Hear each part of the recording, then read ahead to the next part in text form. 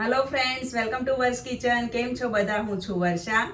Super healthy, tasty અને easy recipes જોવા માટે વર્સ કિચન યુટ્યુબ ચેનલને સબસ્ક્રાઇબ કરજો અને તમને જો મારી રેસિપી ગમતી હોય તો વિડીયોને તમારા ફ્રેન્ડ્સ અને ફેમિલી સર્કલમાં જરૂરથી શેર કરજો।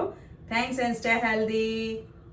આજે આપણે ખૂબ જ હેલ્ધી અને ટેસ્ટી એવી નવી વાનગી બનાવીશું।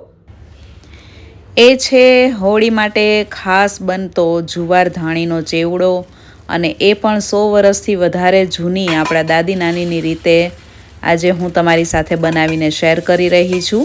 આ મારા જ દાદી અને નાનીની રીતથી આજે હું આ ચેવડો બનાવી રહી છું અને યુટ્યુબ પર પહેલી વખત આ રીતનો આ ચેવડો બનાવીને શેર થવા જઈ રહ્યો છે। સૌ પ્રથમ જેટલી 100 ગ્રામ જુવાર ધાણી લીધી છે તેને એકદમ સરસ રીતે ચાળીને વીણી લેવાની છે। તેમાં કોઈ ઝીણી કાકરી અને રેતી પણ હોય છે તો તેને એકદમ સરસ રીતે ચાળી લેવાથી તે એકદમ ચોખ્ખી થઈ જશે। જુવાર ધાણીમાં રેતી કાકરીનો ભાગ વધારે આવતો હોય છે તો અત્યારે આપણે જુવાર ધાણીને એક અલગ બોલમાં લઈ લેશું। સરસ રીતે ચડાઈ ગઈ છે અને આ ચેવડાની રેસીપી એકદમ અલગ છે। તમે અત્યાર સુધી જેટલી પણ રેસીપી યુટ્યુબ પર જોઈ છે તેનાથી સાવ જ અલગ છે। આ રીતથી આની પહેલાં ક્યારેય પણ કોઈએ પણ યુટ્યુબ પર આ રીત શેર નથી કરી। 200 ગ્રામ જેટલા ડાળિયાને પણ આ રીતે ચારણા વડે ચાળી લેવાના છે અને ઘઉં ચાળવાનો ચારણો હોય એ વાળી જાળીથી અત્યારે આપણે ચાળી રહ્યા છીએ અને ડાળિયામાં પણ કોઈ ઝીણા કડક ડાળિયા હોય તો તેને વીણીને અલગ કરી લેવા। અને હવે ગેસની ફ્લેમ મીડિયમ રાખીને જુવારને એક પેનમાં શેકી લેવાની છે। પહેલાં તો જુવારની ધાણીને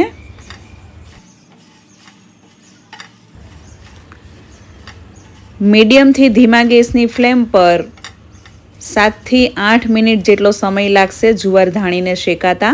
અને તમારી પાસે જો માઇક્રોવેવ ઓવન હોય તો માઇક્રોવેવમાં તમે 1 થી 2 મિનિટ થોડા બેચમાં શેકી લેશો તો તે પણ એકદમ સરસ ક્રિસ્પી શેકાઈ જશે। અને આ રીતે કોરી જ જુવાર ધાણીને શેકવાની છે, તેને કોઈ તેલમાં કે એવી રીતે નથી શેકવાની।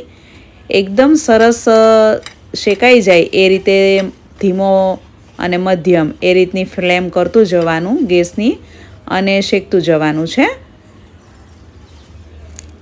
થોડી સરસ ક્રિસ્પી થઈ ગઈ છે અને જુવારની ધાણી એકદમ ગરમ થઈ જાય આ રીતે હાથમાં લેતા અને એકદમ ફરસી થઈ જાય એટલે ગેસની ફ્લેમ બંધ કરી દેવી। આ ધાણી ચેવડો બની ગયા બાદ બિલકુલ હવાઈ નહીં જાય અને એકદમ ક્રિસ્પી જ રહેશે। તો હવે જુવાર ધાણી એકદમ સરસ ગરમ પણ થઈ ગઈ છે અને એકદમ ફરસી થઈ ગઈ છે તો આપણે ગેસને બંધ કરીને તેને સાઈડ પર મૂકી દઈશું। એ જ પેનમાં રહેવા દઈશું એટલે એકદમ સરસ ફરસી થઈ જશે। હવે એક જાડી લોખંડની કડાઈને ધીમા ગેસની ફ્લેમ પર ગરમ કરવા મૂકવાની છે અને તેમાં 1 ટેબલસ્પૂન જેટલું ઘી લેવાનું છે। અત્યારે મેં 1.5 ટેબલસ્પૂન ઘી નાખ્યું છે અને પાછળથી આપણે બીજું ઘી ઉમેરીશું। ઘી હળવું ગરમ થાય એટલે તેમાં 2 ચપટી જેટલી હિંગ અને હળદર નાખવા। ઘી વધારે પડતું ગરમ નથી થવા દેવાનું, નહીં તો હિંગ અને હળદર બળી જશે। ગેસની ફ્લેમ એકદમ ધીમી રાખીને તેમાં ડાળિયાને શેકવાના છે અને ડાળિયા આપણે ફોતરાવાળા જ લેવાના છે અને આ ડાળિયા થોડા નમકીન પણ હોય છે અને એકદમ પોચા સોફ્ટ એવા ડાળિયા હોય તેવા ડાળિયાનો ઉપયોગ કરવો જેથી તે ખાવામાં એકદમ ફરસા લાગે। અને ધીમા ગેસની ફ્લેમ પર ડાળિયાને 5 થી 6 મિનિટ સુધી શેકાવા દેવાના છે અને કન્ટિન્યુ આ રીતે ચમચા વડે ચલાવતા રહેવાનું છે જેથી તે બધી બાજુથી એક સરખા ફરસા થઈ જાય અને દાજી ન જાય।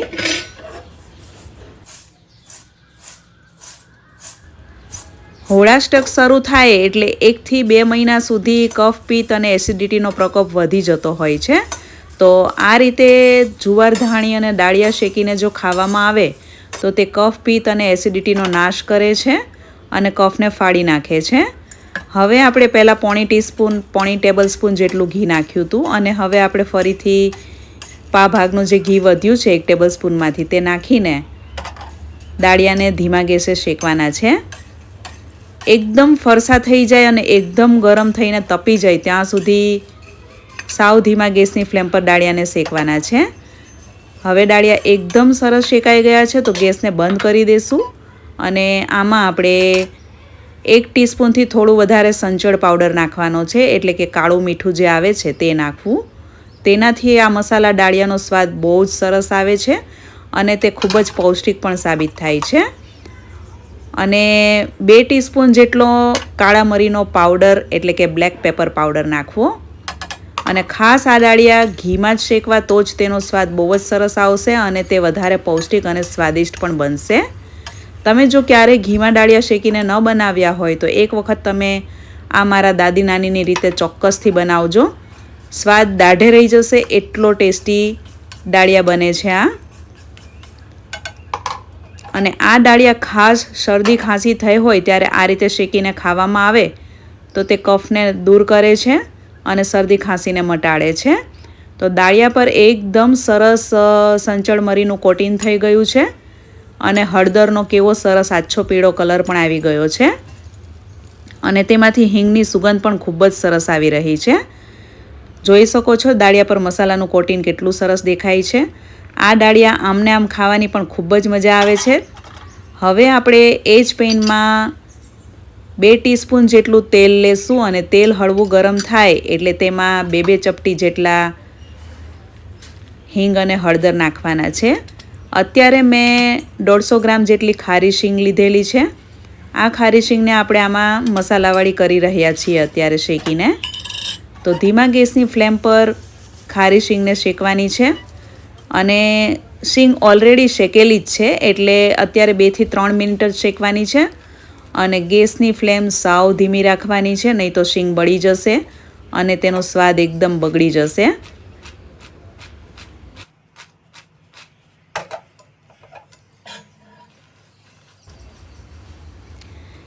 શીંગમાં હળદરનો કલર એકદમ સરસ ખીલીને આવ્યો છે અને આ રીતે ઉછાળીને પેનમાં શેકશો તો તે ખૂબ જ સરસ રીતે ક્રન્ચી થશે. 2 જ મિનિટમાં શીંગ શેકાઈને તૈયાર છે. તો ગેસની ફ્લેમ બંધ કરીને ત્યારબાદ જ તેમાં મસાલા નાખવાના છે જેથી મસાલાનો કલર અને સ્વાદ ખીલીને આવે.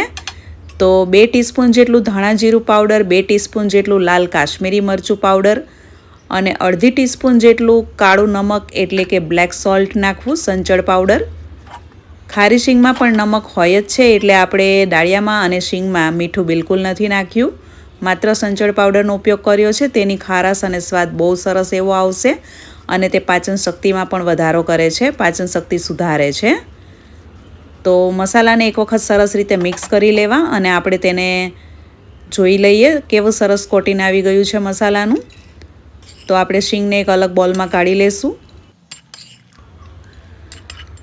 તો આ રીતે બનાવેલી મસાલા શીંગ અને મસાલા દાળિયા ઠંડા પડી ગયા પછી એરટાઇટ કાચની બોટલમાં ભરીને મૂકશો તો ઘરના દરેક સભ્યોને ખાવાની પણ મજા આવી જશે અને ખૂબ જ હેલ્ધી નાસ્તો સાબિત થશે બધા માટે. ટેસ્ટી પણ છે અને હેલ્ધી પણ છે. હવે આપણે આ પેન ગરમ જ છે તો તેમાં 1.5 ટેબલસ્પૂન જેટલું ઘી લેશું. આપણે ઘીને ગરમ નથી કરવાનું, ઘી થોડું થીજેલું છે તો આપણે આ પેન ગરમ હોવાથી તેમાં નાખીશું તો તે થોડું ઓગળી જશે અને ઓગળેલું ઘી હશે તો તેમાં મસાલા એકદમ સરસ રીતે બેસશે. તમે આ રીતે ધાણીનો મસાલો ક્યારેય પણ નહીં કર્યો હોય એ મારી 100% ગેરંટી છે. આ રીતે જો ધાણીનો મસાલો કરવામાં આવે તો ધાણીમાંથી મસાલો ખરી નથી જતો, છૂટો નથી પડી જતો અને મસાલો એકદમ સરસ રીતે ધાણીમાં ચડી જાય છે. તો 1 ટેબલસ્પૂન જેટલું તેલ પણ નાખવાનું છે અને તેમાં 1/4 ટીસ્પૂન જેટલું નમક અને 1 ટીસ્પૂન જેટલો સંચળ પાવડર, 1/2 ટીસ્પૂન જેટલું હળદર, 2 ટીસ્પૂન જેટલું કાશ્મીરી મરચું પાવડર અને 2 ટીસ્પૂન જેટલું ધાણા જીરું પાવડર, 1/2 ટીસ્પૂન જેટલો મરી પાવડર નાખવાનો છે અને આ બધું એકદમ સરસ રીતે ચમચા વડે 2 થી 3 મિનિટ ચલાવીને ફેંટી લેવાનું છે જેથી તે ઘી તેલમાં મસાલા એટલા સરસ રીતે ભળી જશે ને કે આમાંથી જ અત્યારે સુગંધ પણ આવવા લાગી છે. આને કહેવાય છે કાચો અવેજ. કાચો અવેજ કરીને આજે આપણે ધાણીનો આ મસાલો કરી રહ્યા છીએ. કાચો અવેજ કરીને ધાણીમાં મસાલો ચડાવવાની આ વર્ષો જૂની રીત છે, 100 વર્ષથી વધારે જૂની રીત છે.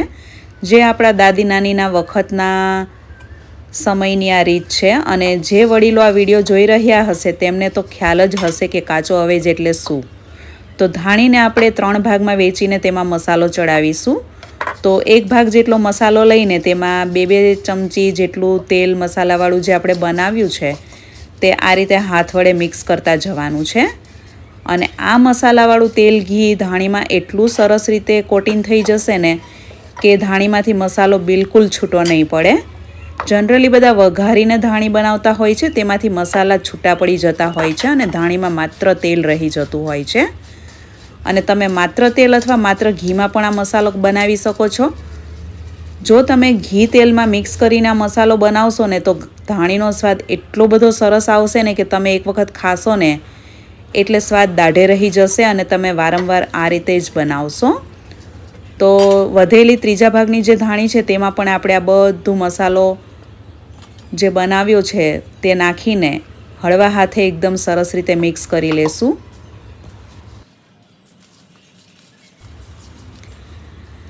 પહેલાંના જમાનામાં ધાણીને ક્યારેય પણ વઘારીને બનાવવામાં નહોતી આવતી. ધાણીમાં આ રીતે કાચો મસાલો ચડાવીને જ બનાવવામાં આવે છે અને આ રીતે મસાલો ચડાવેલી જે જુવારની ધાણી ખાવામાં આવે તેનાથી કફને ફાડી નાખે છે ધાણી અને કફ પિત્તનો નાશ કરે છે. તો આ સમયમાં આ ઋતુમાં આ રીતે જુવારની ધાણી બનાવીને જરૂરથી ખાવી જોઈએ. અને તમે જો ચોખ્ખા ઘીમાં મસાલો કર્યો હશે ને તો તે ધાણી ખૂબ જ પૌષ્ટિક અને સ્વાદિષ્ટ એવી બનશે. તો તેમાં અત્યારે આપણે જરૂર પ્રમાણે મસાલા શીંગ અને મસાલા ચણા મિક્સ કરીશું. જુવારનો જે પ્રકૃતિ છે તે એકદમ ઠંડી છે અને ડાળિયા અને શિંગદાણામાં પ્રોટીન અને વિટામિન અને ફાઇબર ભરપૂર પ્રમાણમાં હોય છે. તો આ ધાણીનો ચેવડો સાચી બનાવવાની રીત તો આ જ છે, વર્ષો જૂની દેશી રીત છે. તમે જ્યારે ધાણીને ડબ્બામાં ભરો ત્યારે તેમાં થોડા થોડા દાળિયા અને મસાલા શીંગ નાખતું જવાનું અને ફરીથી થોડો થોડો ધાણીનો ચેવડો નાખતા જવાનું. એટલે તેમાં દાળિયા અને ચણા એવા સરસ રીતે ઉપર રહેશે અને મસાલાથી છૂટા નહીં પડે. આ રીતે ડબ્બામાં જ્યારે ભરો ત્યારે આ રીતે ભરતું જવાનું. અને એરટાઇટ ડબ્બામાં અથવા તો કાચની બરણીમાં તમે આ ચેવડો ભરશો તો લાંબા સમય સુધી આવો નાવો ક્રિસ્પી જ રહેશે, તે બિલકુલ નહીં હવાય. અને મસાલા તો તેમાંથી છૂટા પડવાનો કોઈ ચાન્સ જ નથી. જોઈ શકો છો તમે અત્યારે મસાલાનું કોટિંગ કેટલું સરસ રીતે દેખાઈ રહ્યું છે. અને ટેસ્ટ કરીને મેં અત્યારે જોયું તો ખાવાની મજા પડી ગઈ, એટલો જોરદાર સ્વાદમાં બન્યો છે. તો તમે આ રીતે ડબ્બો ભરીને મૂકશો ને તો એક જ દિવસમાં 1 કિલો ચેવડો આરામથી ખવાઈ જશે, એ પણ મારી ગેરંટી છે. અને તમે ક્યારેય જો આ રીતે ધાણીનો ચેવડો બનાવ્યો હોય કાચો અવેજ કરીને તો મને કમેન્ટ્સમાં ચોક્કસથી જણાવજો. તમારામાંથી કોને કોને જુવાર ધાણીનો ચેવડો ખૂબ જ ભાવે છે તે પણ મને કમેન્ટ્સમાં જરૂરથી જણાવજો. તો આજના આ મસાલા સિંગ ચણાની અને જુવારની ધાણીની ચેવડાની રેસીપી તમને ગમી હશે તેવી હું આશા રાખું છું. તમે પણ એક વખત આ રીતે ચેવડો બનાવીને ચોક્કસથી ટ્રાય કરજો. આ જુવાર ધાણીનો ચેવડો એકદમ ટેસ્ટમાં ચટપટો બને છે અને તેમાં કોઈ વધારાના મસાલા ઉમેરવાની જરૂર નથી પડતી. માત્ર શિંગદાણા અને દાળિયા ઉમેરીને જો આ ચેવડો બનાવવામાં આવે તો તે ખૂબ જ પૌષ્ટિક સાબિત થાય છે. તમને જો આ રેસીપી ગમી હોય તો વિડીયોને લાઈક કરજો, શેર કરજો અને ચેનલને સબસ્ક્રાઇબ કરજો. Thanks for watching. Stay healthy.